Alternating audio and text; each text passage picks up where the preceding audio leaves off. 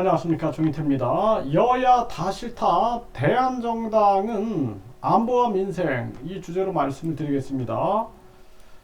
대전일보에서 보면은 윤 대통령도 이재명도 싫은 무당층 24.4%에서 34.7%, 도대체 왜 그런가, 이런 얘기를 하고 있는데요. 사실 이걸 우리가 분석을 해보면은 그러합니다. 지금 우리나라에서 우파들 보면은 이 우파들은 계속해서 안보는 강조해요. 안보. 네, 안보, 반공 이거 강조합니다. 멸공, 반공 막 이러거든요. 그래서 이 안보는 굉장히 중요한 거예요. 우리는 북한 공산당이나 중국 공산당이 계속 공작을 벌이기 때문에 이 안보는 굉장히 중요한 거예요. 그리고 이 우파는 민생을 외면해 버립니다. 부자들하고 주로 어울리고 있는 거죠, 부자들. 그런데 또 예를 들어서 좌파다 그러면은 이 좌파들은 친북 친중 경향이 있어요. 친북 친중. 그리고 나서 민생은 생각을 합니다. 민생.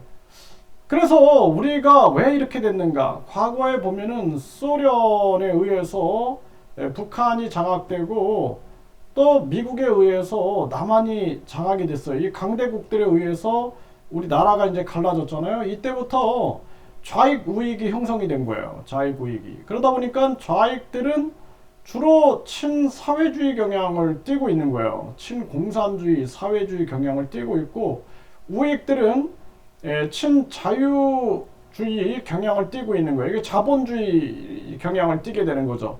그러다 보니까 자본주의 쪽 그리고 자유주의 쪽 이러다 보니까 결국에는 여기서 이제 외면되는 게 민생인 거예요. 민생. 또 좌익들은 사회주의 친중 친북하다 보니까 여기서는 안보가 비어버리는 거예요. 그래서 우리에게 지금 가장 필요한 것은 안보, 그런 걸 다 떠나가지고 좌익 우익 좌파 우파 다 떠나가지고 안보는 상식이잖아요. 상식.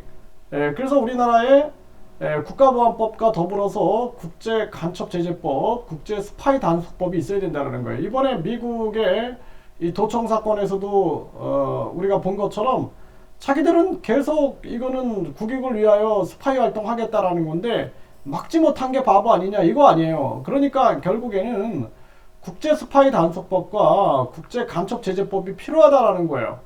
그리고 국가보안법을 통해서 북한 공산당, 중국 공산당의 공작을 막아내야 된다는 거예요. 그리고 나서는 민생으로 가야 되는 거예요. 민생.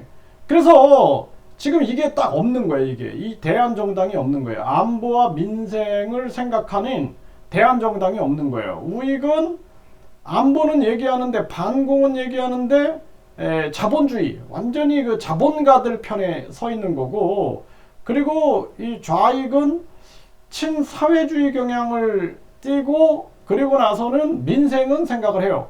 그게 안보에 위험이 있는 거예요. 안보의 위험.